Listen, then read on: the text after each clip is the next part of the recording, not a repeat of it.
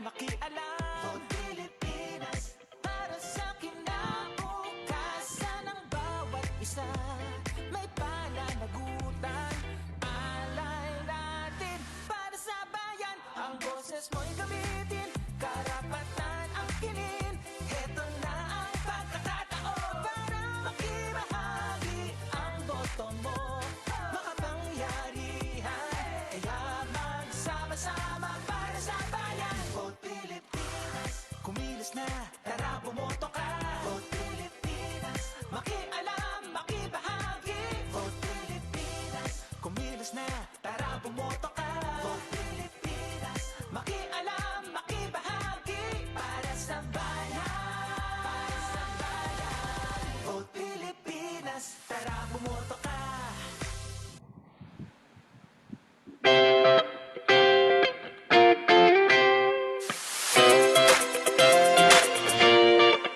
Vote Pilipinas, tara kumilos at makialam. Vote Pilipinas, para sa kinabukasan ng bawat isa. May pananagutan, alay natin para sa bayan. Ang boses mo'y gamitin, karapatan ang kinin. Heto na ang pagkakataon para makibahagi ang boto mo. Makapangyarihan, kaya magsama-sama para sa bayan. Vote Pilipinas, kumilos na, tara bumoto ka. Vote Pilipinas, makialam, makibahagi. Vote Pilipinas, kumilos na, tara bumoto ka. Vote Pilipinas, makialam, makibahagi para sa bayan. Para sa bayan. Vote Pilipinas, tara bumoto ka.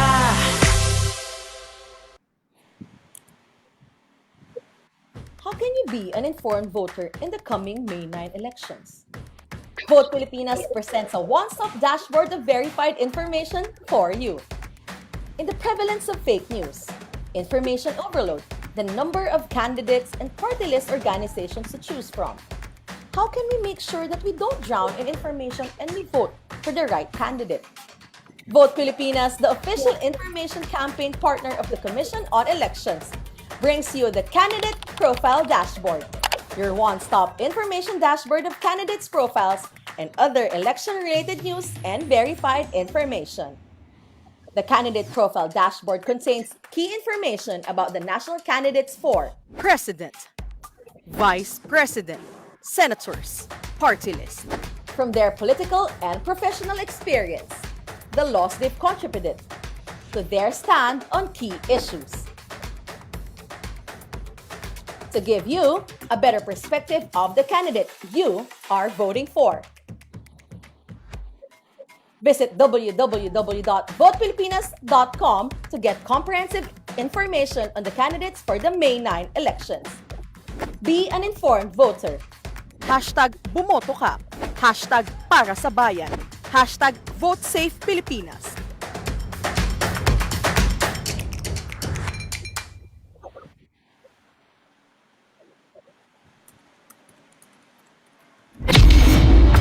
Ito ang debating kukumpleto sa inyong desisyon. Sa panahon ng pandemya, kawalan ng trabaho, giyera. Ngayon, higit kailanman, napakahalagang suriin ang susunod na mamumuno sa ating bansa. Sino ang may totoong solusyon? Sino ang may konkretong plano? Sino ang tapat na maglilingkod? Kasama ninyo ang Commission on Election sa pagbantay at pagkilatis sa mga susunod na leader ng ating bansa. Dito ninyo malalaman Pilipinas Debates 2022, The Turning Point. Simulcast live nationwide and worldwide. March 19, Sabado, the Presidential Debate. March 20, Linggo, the Vice Presidential Debate. April 3, Linggo, ang ikalawang Presidential Debate. April 23, Sabado, the Vice Presidential Town Hall Debate. At April 24, Linggo, the Presidential Town Hall Debate. Kilalanin natin mabuti ang mga kandidato sa pagkapangulo at pangalawang pangulo dito sa pinakamalaki at opisyal na serye ng debate. Pilipinas Debates 2022, The Turning Point.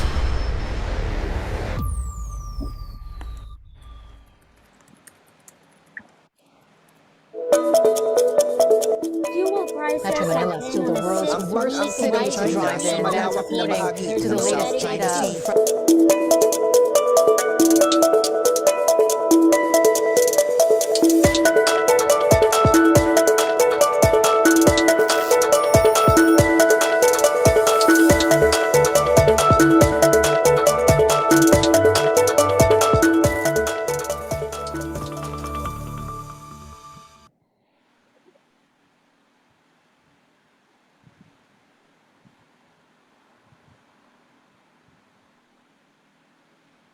Good afternoon, everyone. So, to all our audiences joining us from Zoom, Facebook Live, and YouTube, we appreciate you for being with us here today. Once again, good afternoon. I am your host, Aisley. Welcome to the hashtag Bumotoka webinar series powered by Smart and Rakuten Viber. This series is a part of the entire hashtag Bumotoka campaign, together with other initiatives such as the candidate profile dashboard and presidential and vice presidential debates. It is in our human nature to take everything under control to be more efficacious about achieving the outcomes we desire. This emphasizes that human beings crave information about the future because who really likes uncertainty? I don't. It's really scary. However, life won't spoil you the answers, and there's no way to predict all. And all we can do is to prepare in every way that we can. Tama? Ayun, tama. With natural disasters and occurrences happening in the Philippines more often than not, bringing destruction year after year, we need to further note what we as citizens can do, as voters can do, and what our government should do in order to lessen the impact of these natural disasters in our communities. This is why we are inviting each and every one of you to join the call and say hashtag bumoto ka para sa kahandaan. To help us unpack these issues, we are very happy to have distinguished guests with us here today. So join me and welcome the two guests that we have invited for today's webinar. As the head of the Development Programs and Innovations Unit of the Philippine Disaster Resilience Foundation, she leads the development of programs for early and long-term recovery and community resilience. Her Marawi Recovery Project notably received international recognition for its positive impact on the lives of the communities involved. She also spearheads PDRF's think tank that harnesses and develops innovations to address challenges in disaster management.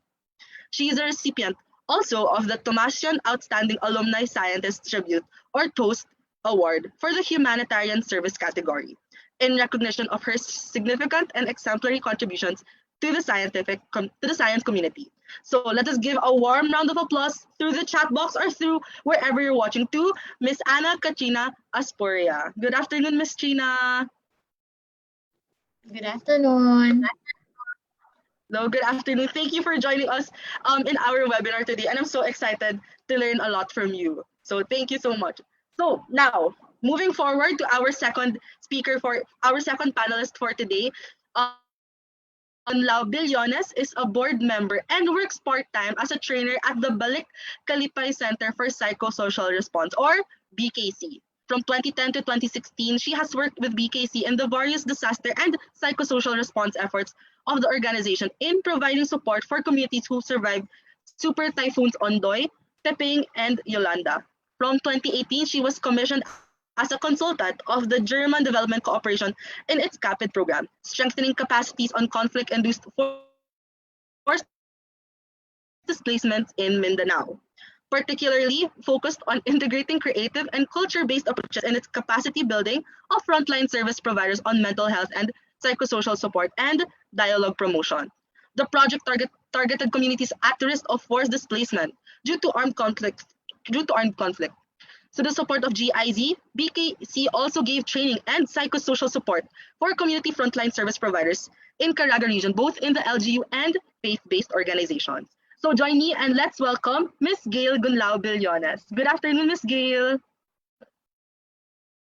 Magandang hapon. Magandang hapon po sa lahat. Hello, good afternoon po.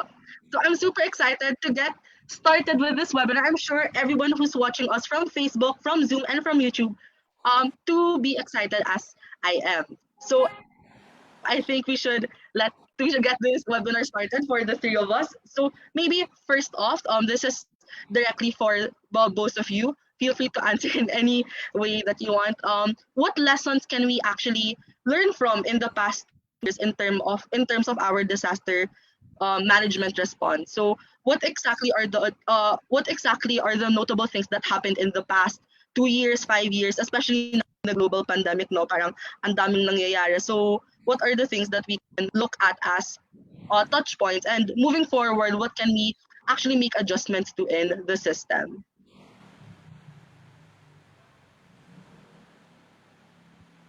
Miss Trina?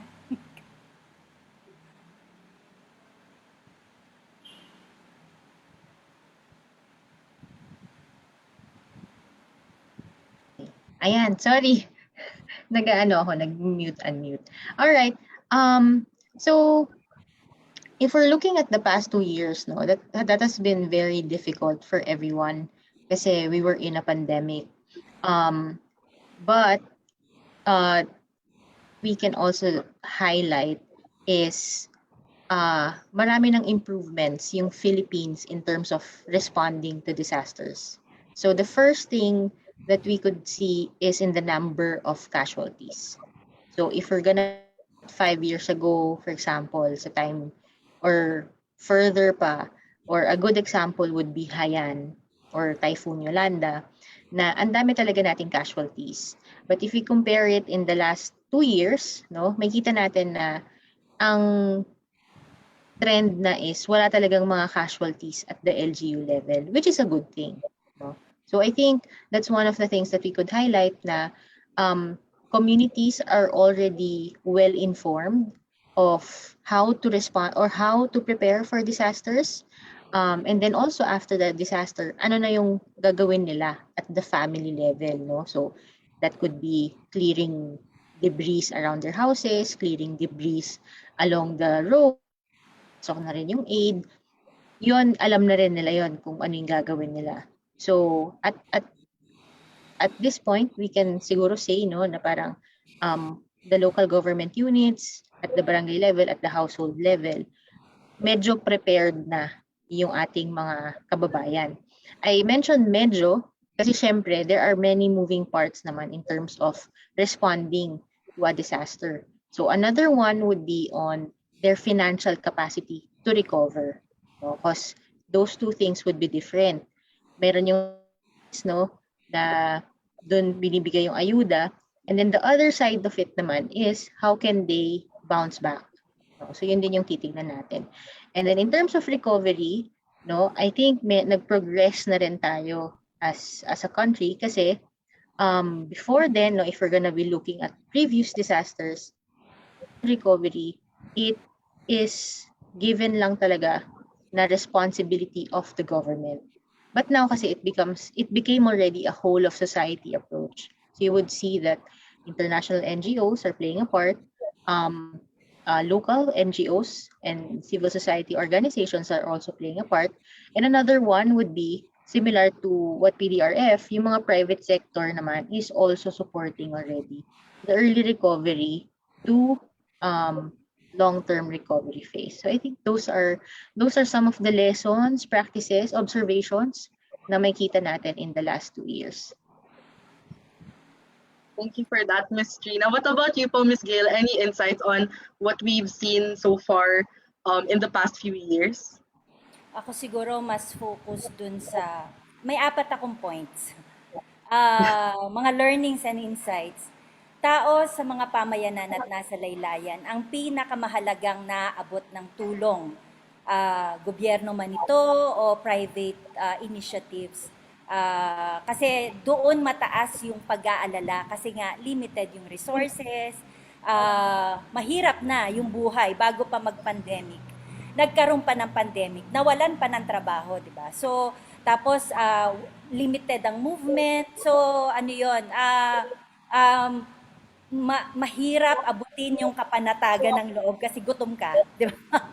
Tapos pangalawa, mahalaga yung capacity at responsiveness ng government both sa national and local level para ma-address ang dapat natatamasan ng tao para siya ay mabuhay, manatiling malusog at may kapanatagan o may peace of mind. Panatag ka kapag meron kang matatakbuhan in most difficult situation, katulad ng gobyerno o mga organisasyon sa komunidad. Hindi ka magiging panatag kapag may usapin ng korupsyon o katiwalian sa gobyerno. Yon.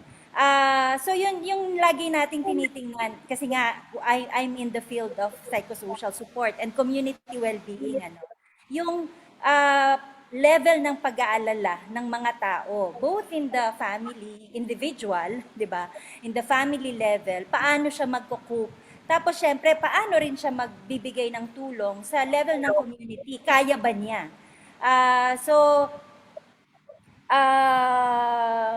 Yon. Tapos, pangatlo, mahalaga ang totoo at tamang impormasyon para alam ng mga tao anong gagawin at saan hihingi ng tulong.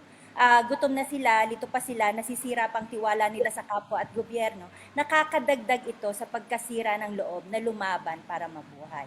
At last one, pang-apat, mahalaga din yung transparency at sa bahagi ng gobyerno, yung servant leadership. Dito panahon ng pamumulitika o korupsyon, buhay ng mga tao ang nakataya. So yung ethics, dun sa usapin ng serbisyo at pagkakawang gawa sa panahon ng kalamidad, ano talaga yon, mataas yon at minsan yon ang source ng minsan pagkakahati-hati.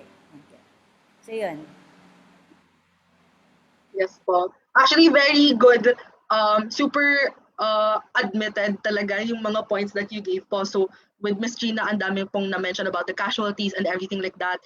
And although yes, super agree talaga ako na on the base level, on the foundational level, na housing level and then the local units are very ready to, but we still need a lot of additional support from the bigger end of the spectrum, the macro end of the spectrum. And I appreciate po, Ms. Gail, na you mentioned about, yun nga, this all isn't just about how the natural disasters po nag-a-affect dun sa mga kababayan natin, especially those in far-off areas who aren't in the metro or in the urban areas. Pero also at the same time, there are different factors like hunger and poverty and everything that can consider. So I appreciate po na bring up po yun. Actually, Ms. Gail, we have one question po na siguro we can also address to this first question that we have. Kasi yun nga po, diba, when we talk about disaster resilience or disaster management, we talk about how do we help those who were already affected? How do we affect those who how do we give the resources that they need, diba? So usually ganon, parang especially ako when I've been youth leader din kasi ako, so I've been helping through outreaches, through drives and everything. Pero one thing na we found amazing kasi is the psychosocial support na your organization is giving. And maybe Ms. Gina, you can also touch up on it if kaya. Pero how has the psychosocial support lessened not necessarily the materials, but the psychosocial support been a game changer, especially now with all this mental health, with the mental health discussions that we're having, the issues that we want to raise up as a society also. So parang how did this affect the game now, and how did it incorporate itself into the disaster resilience bubble of it all? Sa totoo lang, yung psychosocial support ay hindi pa talaga integrated sa iba't ibang, I think sa DRR, kasi sa government, nandun siya sa structure ng Department of Health. Siguro mas direkta pang service ang nabibigay, like counseling and consultations, di ba? Kung malala na. Pero ang isang ina-address din ng BKC, paano mo nga ba ililesen yung pagkalala ng sitwasyon? Maghihintay ka bang umabot doon? Kasi nga, ang first aid sa usapin ng psychological first aid or sa usapin ng suicide, minsan ginagawa mo yun way before. At nilalatag mo yung support system niya, hindi lang sa komunidad, kundi sa family level, di ba? And even the yung sa usapin ng self-care. So, sa ngayon, nandun pa talaga tayo sa advocacy. Parang nag-uumpisa ng mag-integrate yung mga specialists. And also, kasi kami, nasa generalist, di ba? Pagka pumunta ka sa mga disaster, pag pumunta ka sa community, hindi naman isa, dalawa, tatlo lang yung naapektuhan sa isip, di ba? Marami yon, minsan daan, minsan libo, hindi na maaabot agad yon ng isang organisasyon. So maganda na may efforts yung iba pang mga organization to address psychosocial support and mental health. Ang isang advocacy namin is really parang paano nga ba natin binababa sa komunidad yung community-based psychosocial support para ma-capacitate yung mga komunidad, yung mga simbahan, yung iba't ibang organization, paano tumulong. Kasi minsan, it's really, kailangan ng makikinig. Parang minsan ganun lang kasimple, pero hindi, syempre, iba-ibang kaso yun, no? Iba-ibang kaso kada tao. Kaya, bago siya umabot dun sa specialist, sana meron na rin tumutulong dun sa community and family support. And I think doon pumapasok yung BKC kasama ang PETA doon sa pagkakapacitate ng mga tao, ng mga teachers, ng mga church workers or faith-based organizations, mga NGOs, para magkaroon din ng kakayahan, and even youth leaders, no?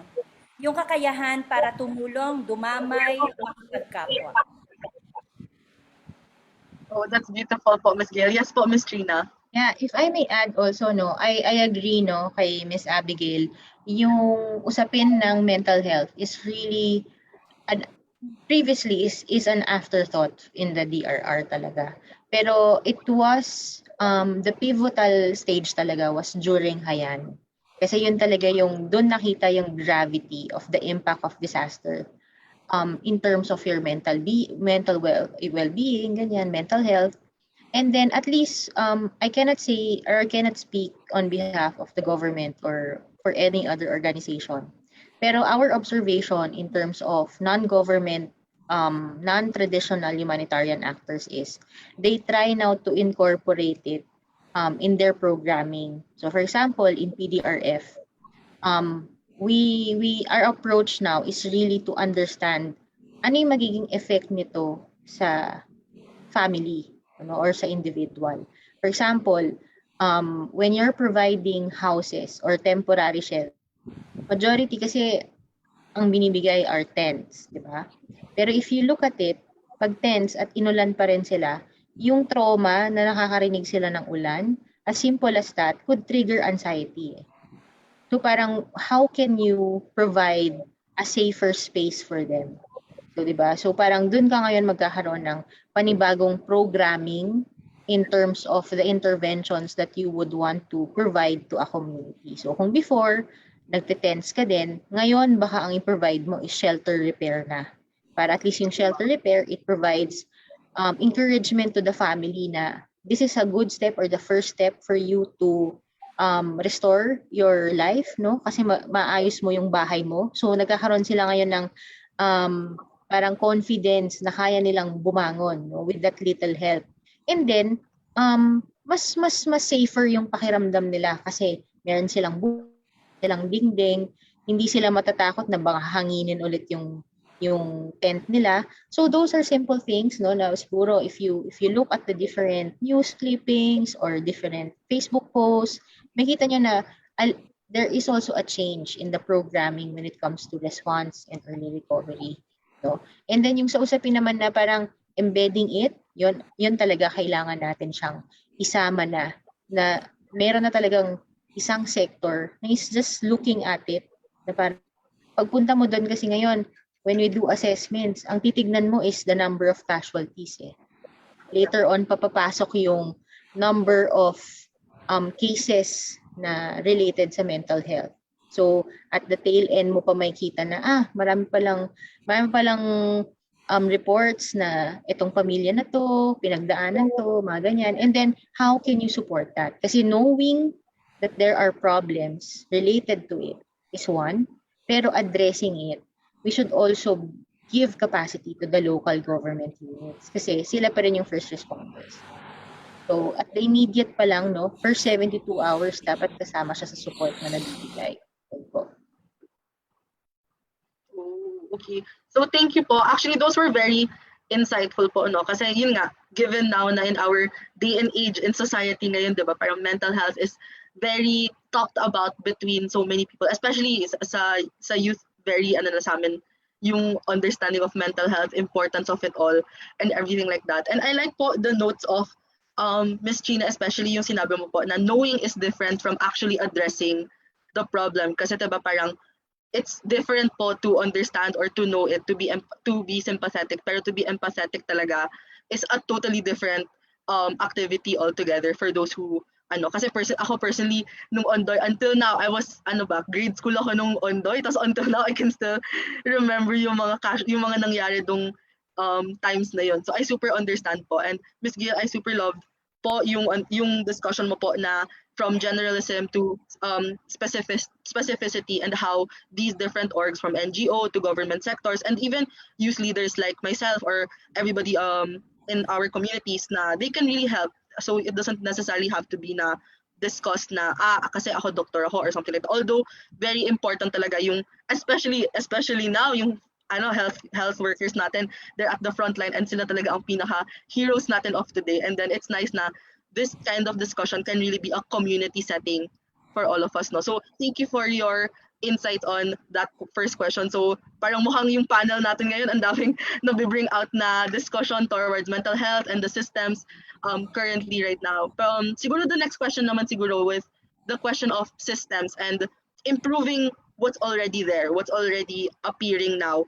How can you, what are your thoughts on the current system now? Yung parang when there's a disaster right now, ito yung mga nangyayari, automatic responses ng LGUs, ng national government, and everything like that. So what are your thoughts on that? Parang is it still sufficient? Is there, you did mention kanina, a need to establish new changes. So what exactly are the changes that you think can be looked at or can be passed on as maybe a policy and everything like that? So what are your thoughts po? Maybe Miss Trina, you can go ahead po first. All right, sige. Yung sa first question, no, in terms of the cities, we can parang revisit, no, yung RA 10121, which is sort of the Bible of our disaster management in the Philippines.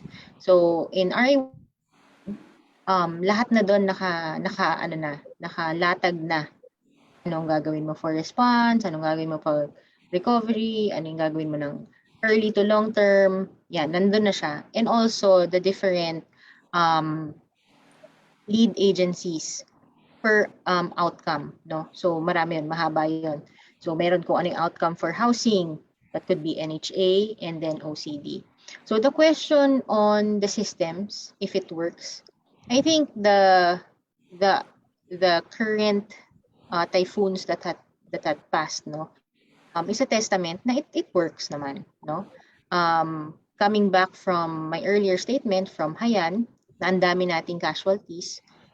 Ngayon naman, if we look at Odette, no, the most recent one, napaka-konti na lang talaga ng casualties natin. So, siguro less than 10.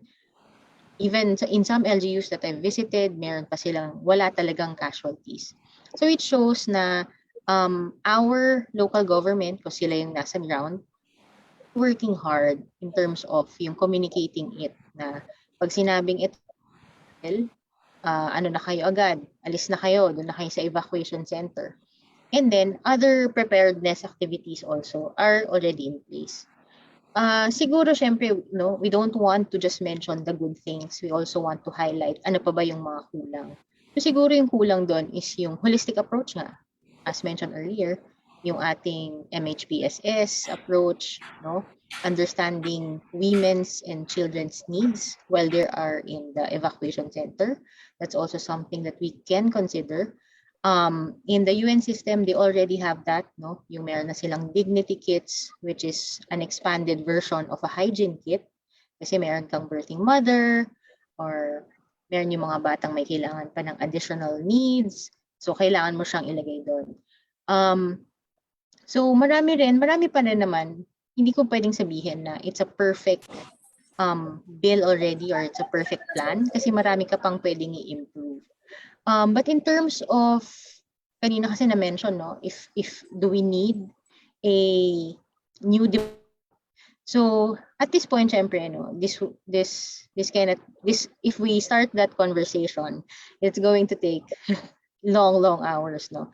But siguro what I would want to impart na lang for everyone is that when you want a new department, that also necessitates a certain budget, no? Financially and even yung sa manpower. So when we need a new department, do we have the capacity to fund that department? Kasi we have to think, no? Maganda kasi yun, no? Na parang meron kang specific department to take over, no? Kasi doon nalalabas yung transparency, accountability. But then, if you don't provide the capacity, you don't provide the budget to that department, it will all go back to the initial situation din. Kung ano yung meron, that's what you do. Kung ano lang yung facilities na meron ka, that's what you mobilize. So the improvement will not be reflected pa rin, or the intentions will not be borne out pa rin, whether it's the current system or if you have a new department. So yun siguro yung parang mas magandang i-flesh out, no? Kung gagawin ba yun, kakayanin ba? Pag hindi naman siya gagawin, the current system still works, di ba? So yun yung parang mas thoughts ko on it. Thank you for that, Miss Gina. Before we move on, Miss Gail, would you like to say a few thoughts on it, on the question? Responding dun sa, kasi may limited akong karanasan ng Yolanda. I was in Leyte for 3 years, working with communities.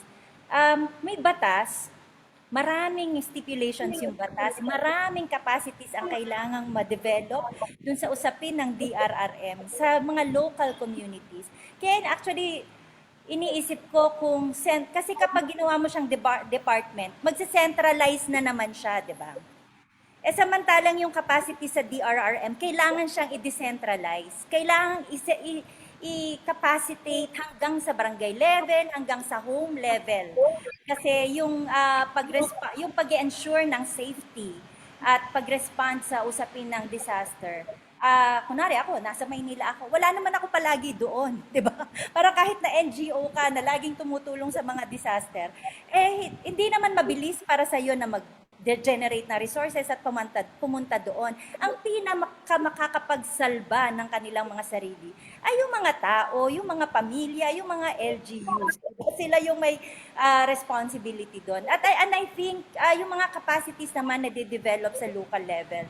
Ang hindi ko lang hopefully mag-cascade siya hanggang barangay level kasi sila talaga yung may tao. Andun talaga ang tao. At yun yung mga kailangang i-capacitate. So, in terms of system, siguro yun yung actually yung sagot kong una, maganda yung department kasi meron kang sustained resources na pwedeng gawin para i-capacitate yung mga tao. Pero yun nga, ang sabi nga ni Ma'am Trina, kailangan mo pa rin ng integrated support sa national level kasi iba-ibang rin yan may health, may DSWD, 'di ba? Yung mga local counterparts nila sa LGUs. So, i-engage mo pa rin yung mga yun Yun nga lang ngayon, walang main, parang siguro sa ngayon nagiging ilang percent ba ang parang percentage lang yung allocation sa DRR. Where in fact, dahil tayo ay prone naman talaga sa disaster, lalo na sa natural disaster and even war. I think kailangan din talagang i-capacitate yung mga local players and local stakeholders. At yung usapin ng DRRM o kaya yung MHPSS, yung Mental Health and Psychosocial Support, syempre, nanggaling to sa Western concept. Paano siya pahahalagahan ng tao? Yung maiintindihan. Siguro yung activating the skills towards, parang para magawa niya yung role niya bilang citizen. Kapag nagiging concepts lang, parang ang hirap siguro ang hirap din maipaintindi sa mga karaniwang tao. Ano yung role niya? So yun, may mga may mga ugali, pag-iisip or mindset na kailangan ding tilarin when you teach DRRM or even mental health and community psychosocial support sa community sa level na sa baba, sa level ng mga tao, ng mga karaniwang tao. Oh, thank you. Thank you so much for that. Actually, I really was looking forward to this question, yung mga sagot niyo po. And I honestly agree with a lot of the points po you said. Actually, one of the things na I appreciated was to actually look at the capacity. When Miss Gina, you mentioned nga yung capacity of manpower, of capacity of financing and budgeting of these kinds of systems and departments. I totally agree po na these things should be considered, especially now na yun nga parang we are always currently changing everything na we know, or parang we're trying to always innovate things at a better way. And then Miss Gail, I truly agree talaga na this I forgot the term that is most appropriate, pero yung localizing everything. And yun nga, I really appreciate it na you mentioned local government units doing their own part talaga into helping the people. And I guess siguro mabibring up din dun is because the sense of community that Filipinos have, no? Parang yun din yung thing na, well, ako personally, seeing in a lot of news and like seeing it in my own eyes na community really is such a big part of this type of thing. And yun nga, as much as we want na help from all parts, usually yung help na from the communities talaga, from our community talaga yung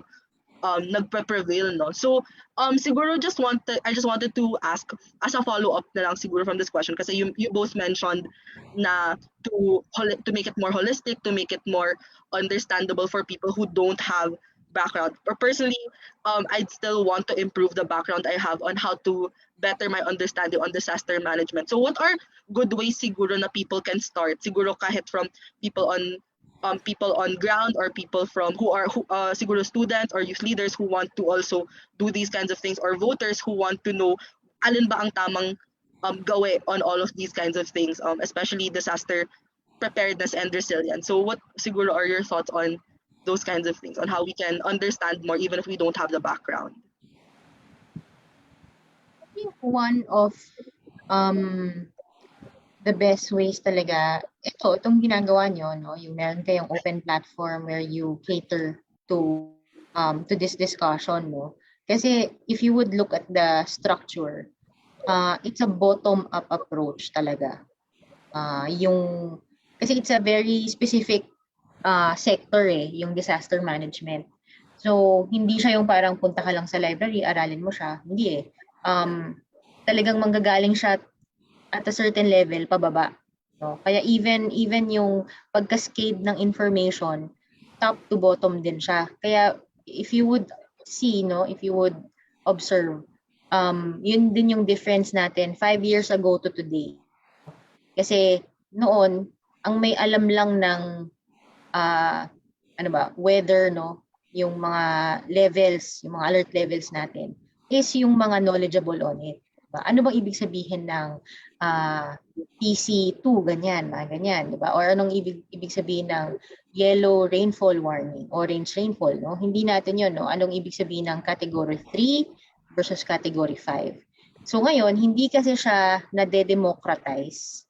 Kaya pagdating dun sa ating family level, pag in-announce naman sa radyo, category 5 tong bagyong to, hindi rin nila alam. No? So I think a good way really to empower or to share this knowledge is yung empowering or developing platforms where people can openly discuss or openly share ano nga ba yung DRRM. No? Ano ba yung mga basic life-saving skills na pwede nilang makuha from the local government units. No? Kasi each LGU naman meron silang DRRM plans, no? Meron silang community disaster risk reduction management plan, and part of those plans is yung information and capacity building, no? At the family level, meron din sila yung family preparedness plan. Yun naman yung tuturuan sila ng basic first aid, doon tinuturo yung duck cover and hold, no? So meron namang mga facilities or meron din namang mga training programs at the local level. Yun lang, kailangan talaga silang i-approach, no? On a yearly, budgeted naman yon. So, syempre, gagawin din nila yan. May mga schedule din sila. Pero if you want to parang supplement it, no, as individuals, youth group, pwedeng yun din yung maging core thrust ng organization. natin. No? Parang yun yung mga programs na i-develop natin, no? Yun yung mga ilalatag natin sa community, and then we will facilitate it. Yun. Yes, I agree with, especially when you mentioned the democratize and then the before and after comparisons of it all. Miss Gill, would you like to add some to the topic of this? Ako naman yung karanasan ko sa PETA, yung work namin sa Leyte. We did work with the DepEd sa Palo at saka sa Dulag in capacity, parang integrating in the curriculum, yung DRRM. Kaya meron kaming, parang nag-pilot kami ng mga ilang workshops. So meron kang workshop for children, may workshop ka for parents, may workshop kami for teachers at saka ng barangay leaders and yung mga people's organization that operates within the barangay. So iba-ibang level siya. Actually, ang dami kasi talagang capacities ang kailangang ma-develop dyan sa DRRM. And hindi na natin pinag-uusapan yung MHPSS. DRRM pa lang. Marami kasing layers yan di ba? Parang meron kang preparedness, response, rehabilitation, mitigation, di ba? Ang daming, yung levels na yon, syempre lahat yon konsepto, di ba? Ako, kahit nung I was the program director, nung simula na ina-explain ko, syempre inaral din namin dahil artists kami, pero tinry namin siyang aralin para ma-cascade din namin siya sa iba't ibang workshops and iba-ibang mga target beneficiaries ng mga workshops namin. Ako hindi ko siya na-master hanggat hindi ko siya tinuro. Na-master ko lang siya nung paulit-ulit ko siyang ine-explain sa mga, and even yung unang 2 araw na workshop namin sa mga teachers, syempre bombarded sila ng lahat ng konsepto, no? Pagbalik namin, para i-integrate nila sa kanilang mga lesson plans, parang walang nangyari.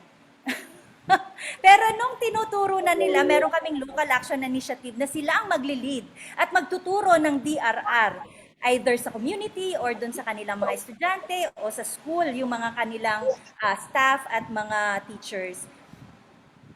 Mas na-internalize nila. I think it's really practice, parang yung hindi sapat yung cognitive knowledge. You have to practice the skills to be able to, kaya nga tayo di ba, duck, cover, and hold. Parang magsimula lang matuto yung katawan nating mag-respond kapag may narinig na alarm, duck, cover, and hold, o kaya kung ano siya, fire, yung ganon. How do you understand yung vulnerability, capacity, paano ka gumagawa ng risk assessment sa eskwelahan mo, sa komunidad mo, sa bahay mo. We actually have an exercise on bahay analysis. Parang i-analyze niya kung yung bahay niya ay safe at yung nearby communities niya. Tapos yung ganon. So it was challenging, but it's really a lot of work. Pero napakahalaga nung yung cascading doon sa, yun tama sinasabi ni Ma'am Trina, it has to cascade even to the family level. Even to make it, yung parang pagka na-internalize mo yung konsepto ng safety, di ba? Protection and safety. Even on an individual level. Kaya may isang teacher kami noon, yung kanyang, dahil nga prone sa surge, yung kanilang lugar. May kanya-kanyang task yung kanyang yung dadalhin ng mga anak nila pag nag-evacuate sila. Kasi lagi silang nag-evacuate dahil malapit sila sa dagat. Yung ganon, yung hanggang sa ganung punto, na-internalize na ng mga taong nasa komunidad. Kasi if you have to practice to be able to internalize it. Yes, thank you for that. Actually, I super agree with both of your sentiments about cascading, decentralizing, even yung actually natuwa nga po when Miss Gina mentioned the family level, understanding responses even at the family level. Kasi I think this should be a practice for all families na, for example, kung magka-earthquakes, saan pupunta yung kids? Parang even if, for example, wala yung parent, di ba? Wala kasi nagwo-work siya outside or something, at least alam ng kid, okay, ito yung sinabi ng mom ko, ito sinabi ni papa, ito sinabi ni mama, at least at the end of the day, kung may mangyari man, they know where to meet, they know what to do, and everything. And ako, well, kami sa family ko, ganun din yung ginagawa namin. At even yung emergency response namin, alam din namin by heart kami ng kapatid ko. So I personally think na I super agree dun sa cascading even until family. And yun nga, hindi naman talaga lagi na we look for the help externally, even internally we look for the help with regards to these kinds of topics. And then I appreciate actually Miss Gil and Miss Gina, may naalala nga akong phrase with everything that you both said thus far. So it's lead by example. So I think that's what you are both perfectly doing right now. You're leading by the example of teaching, of showing how to actually manage all of these kinds of things, how to be prepared, what we should really be doing in times of these. And what I love the most kasi is that we're always doing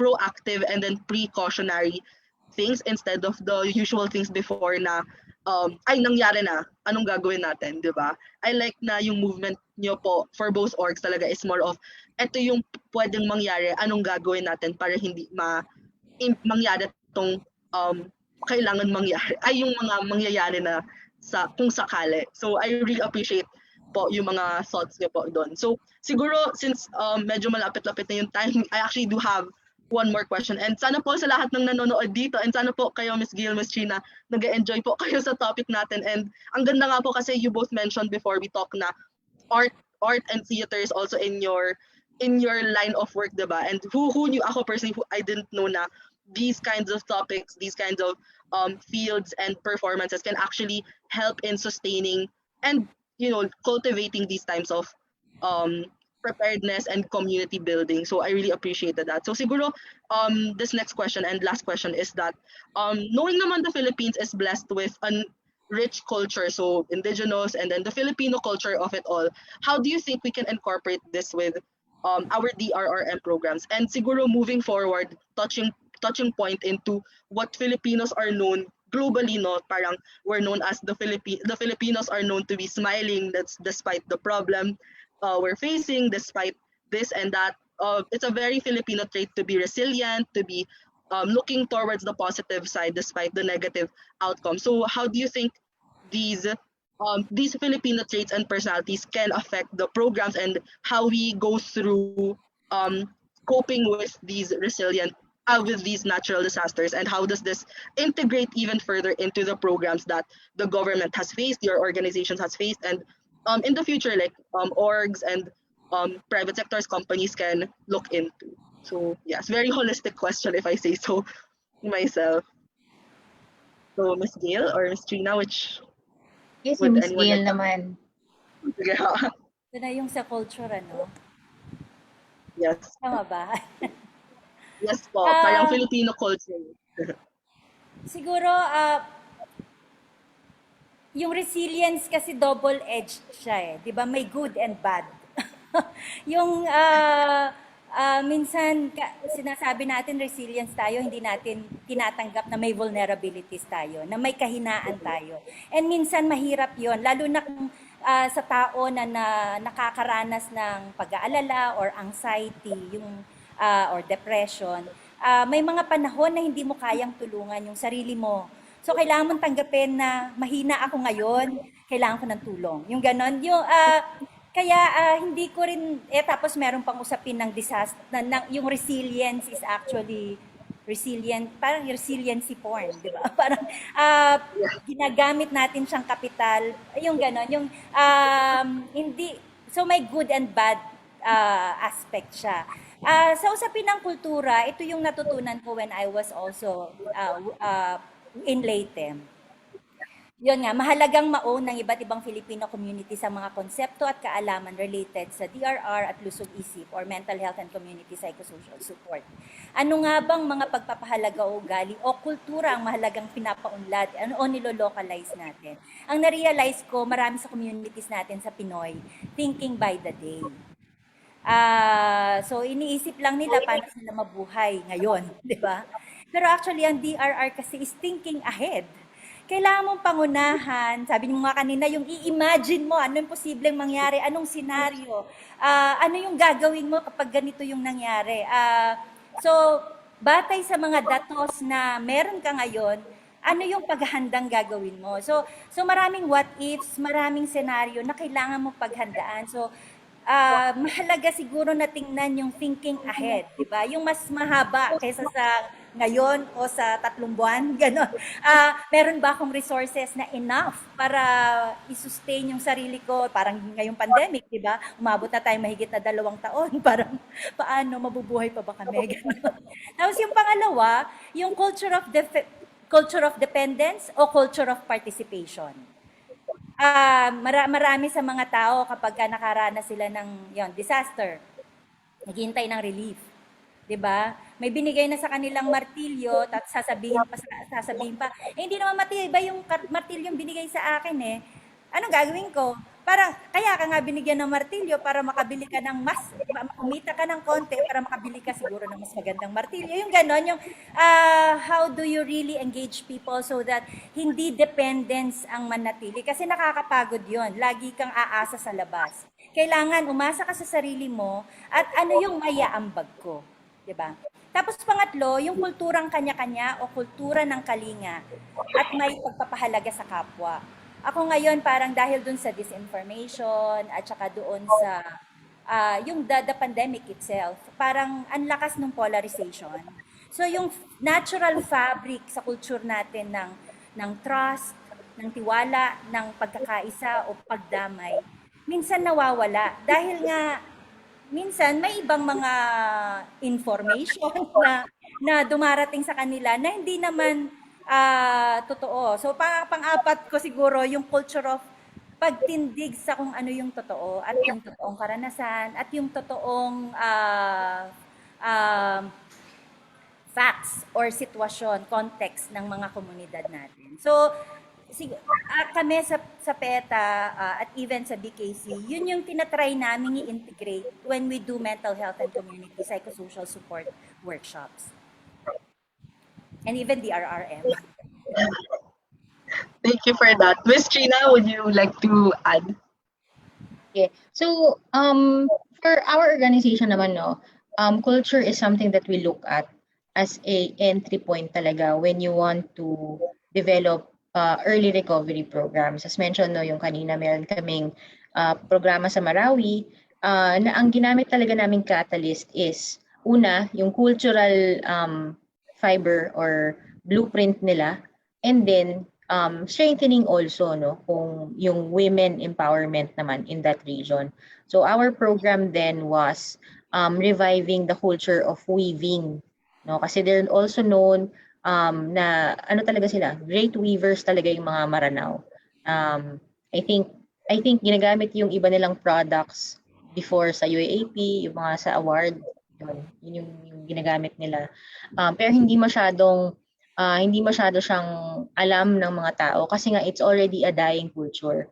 And when the siege happened, when we were trying to develop programs, inisip namin ano ba yung pinakamagandang programa na ibigay. Lahat naman ng programa as long as para syempre they have to accept it or tatanggapin talaga nila yon kasi that will help them. Pero one thing that we're looking at as an organization is to support them in terms of their self-reliance. Yung resilience kasi, that's when we talk of resilience, yun yung pag-bounce back mo. Kung ano yung estado mo noon na makabalik ka doon. Kung meron kang tindahan dati, dapat maibalik mo yung tindahan mo. Na mapagpatuloy mo yung business mo. Pero yun yung isang aspect of it. Pero the other naman mo ngayon itutuloy yung buhay mo. For you to improve. Hindi ka na ba sa dati, pero syempre, ang atin is to move forward, diba? To improve. So, yun yung tinatawag natin na strengthening self-reliance. Nabanggit yun kanina ni Ms. Gail, na yung isang aspeto rin sa DRR is people rely on aid. And then we really need to cut that stigma or that ngayon, pag may sakuna na naman, mag-aantay ulit. Mas pag may sakuna ulit, it becomes a vicious cycle na talagang mag-aantay lang.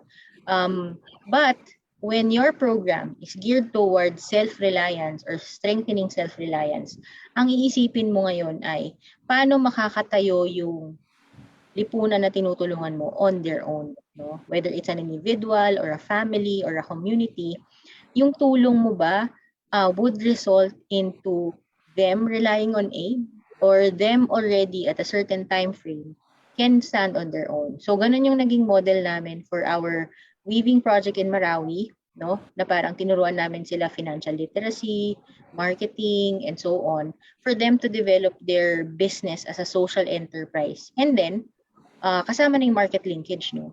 Siyempre, may produkto ka. Saan mo siya pwedeng dalhin? No? Paano mo siya ibibenta? And paano ka kikita? No? So, it's aid that you provide, pero in a way, tinutulungan mo silang makabangon. No? And that is also anchored in their culture. Kasi yun yung alam nilang gawin eh. Diba? Hindi mo, pag nag-introduce ka kasi na, okay, maging mangingisda ka, pero hindi man sila marunong mangisda. So, nagdi-disrupt ka ng economic activity within the area, not only in terms of livelihood, but also in terms of their cultural blueprint nga. So, yun yung mga aspeto na tinitingnan din namin sa organization when we develop programs. And I think it's becoming a trend na rin, no? With other NGOs also or non-government organizations na their programs should be anchored dun sa cultural aspect ng area, and then that it pushes or drives yung usapin ng self-reliance more than relief. Later on, when any one of us, of the non-government organizations, will pull out, no, hindi natin sila may iwan na parang nakanganga na lang sila. Kasi everyday they have been relying on your support, no? Dapat, bago ka umalis, kaya na nila to stand on their own. Yun yung tinatawag natin na resilience, no? And also, strengthen self-reliance. Yun. So thank you for that. And I think ang ganda nung pag-e-end natin dito sa panel discussion, especially na we're actually empowering people to be with what you mentioned, self-reliance. Talaga, I think self-reliance really brings out the empowerment into people, especially nga when disasters arise, parang nawawala yung hope natin, 'di ba? Nawawala na babalik pa ba tayo sa alam natin dati and everything like. I think personally ganun yung naging vision ko with the pandemic, pero slowly as we get into all of these things na okay, kaya pala natin bumalik, kaya natin gawin ng paraan na we're gonna be okay. I think yun lang naman yun yung gusto natin marinig from people at the end of the day, na magiging okay tayong lahat together, di ba? So thank you talaga for your insights, and it's super nice po na ito pong topic na bring out po talaga natin, as what you both mentioned po kanina, na these types of platforms really help people understand more on topics that hindi sila very, very aware of. So sadly, we have to, we're at the end of our webinar, pero would you like to say a few words po regarding your organization or your advocacy po before we end this webinar? So Ms. Gay, would you like to say a few words po? Ako siguro, bukod sa organization, mas yung sa pagboto natin. Paano nga ba tayo bumoto para sa kahandaan, ano? Para sa akin, sino nga ba ang kandidato o grupo na nag-qualify sa ganitong pamantayan?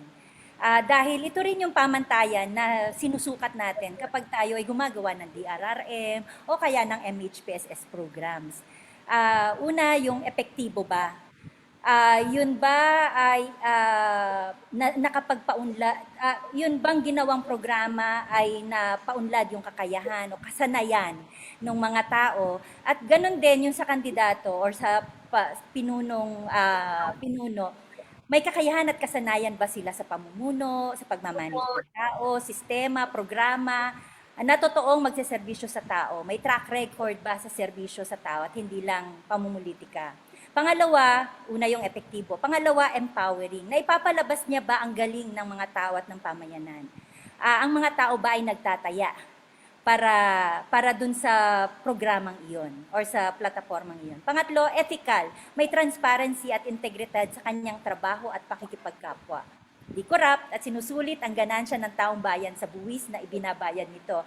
In the end, pera kasi natin yung pera ng pamahalaan. So parang kailangan masulit yon, di ba? Kailangan bumalik yon sa atin bilang serbisyo, bilang suporta sa pamumuhay or sa kabuhayan.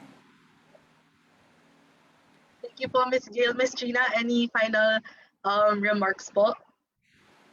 Yes, well, PDRF is a political, no, I totally agree dun sa message ni Miss Gail na we have to look into, yun nga, no, this is a perfect opportunity for us, no, kasi while we're talking about this at our level, it will only translate talaga or come into fruition if meron tayong political buy-in, no? Kasi kahit gano'n natin to habaan ang pag-uusap tungkol sa mga additional needs natin in terms of DRR, holistic approach into response and recovery, kung wala kang political to do it, no? Wala kang political will para wakasan ang korupsyon, hihirapan pa rin tayo at the local level kung paano i-implement talaga yung projects, no?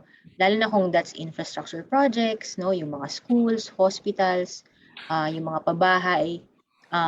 Yun kasi ang brunt talaga nun, ang brunt talaga ng disasters ay felt by the, no?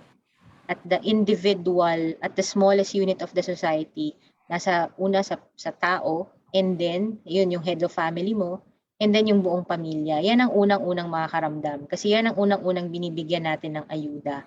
No?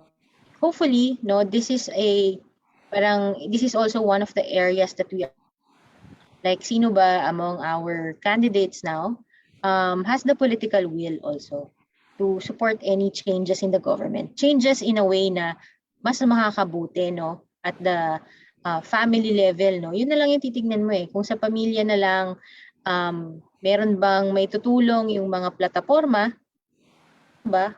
Ang saklap kung walang plataforma.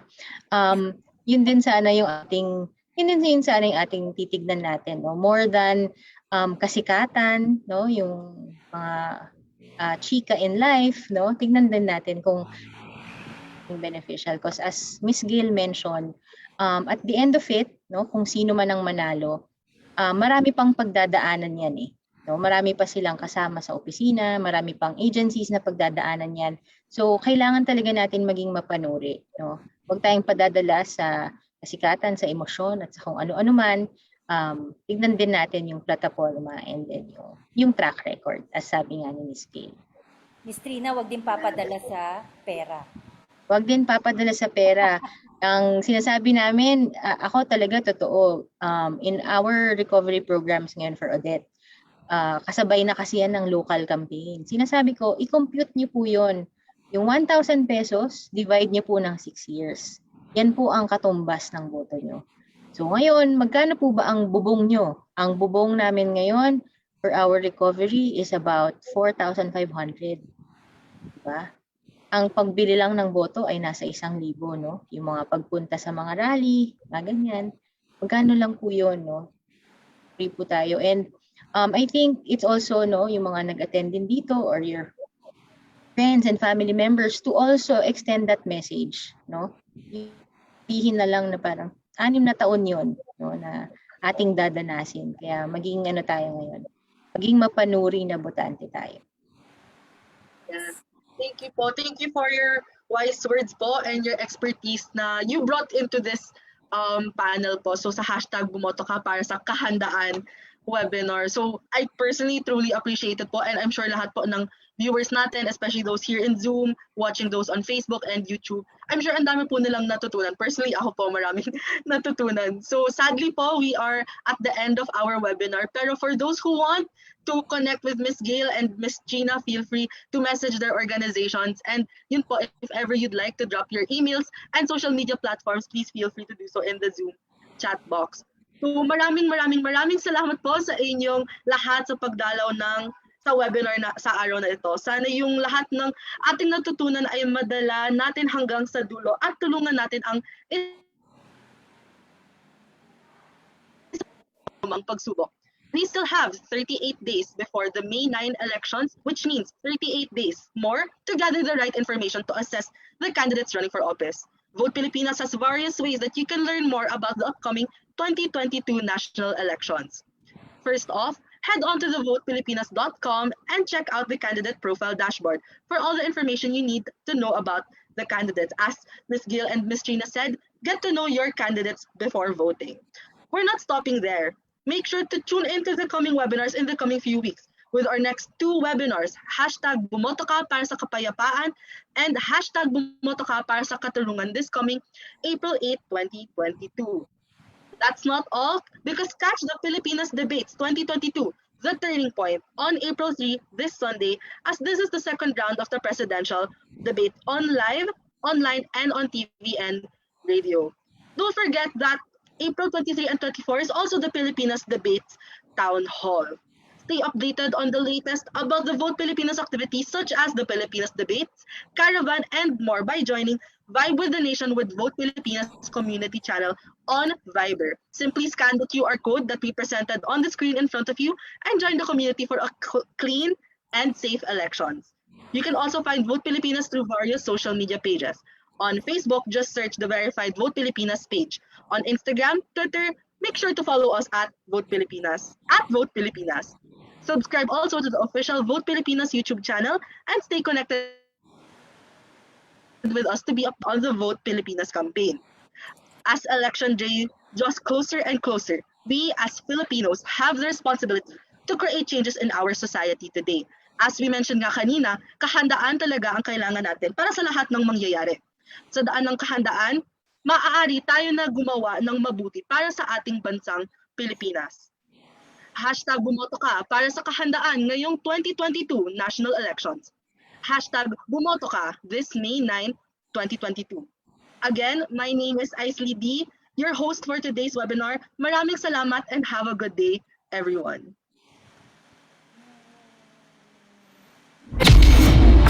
Ito ang debating kukumpleto sa inyong desisyon. Sa panahon ng pandemya, kawalan ng trabaho, giyera.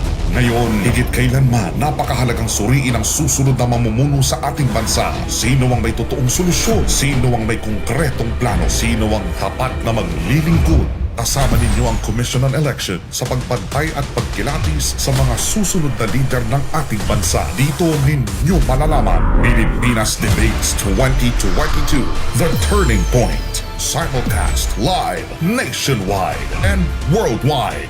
March 19, Sabado, the Presidential Debate. March 20, Linggo, the Vice Presidential Debate. April 3, Linggo, ang ikalawang Presidential Debate. April 23, Sabado, the Vice Presidential Town Hall Debate. At April 24, Linggo, the Presidential Town Hall Debate. Kilalanin natin mabuti ang mga kandidato sa pagkapangulo at pangalawang pangulo dito sa pinakamalaki at opisyal na serye ng debate. Pilipinas Debates 2022, The Turning Point.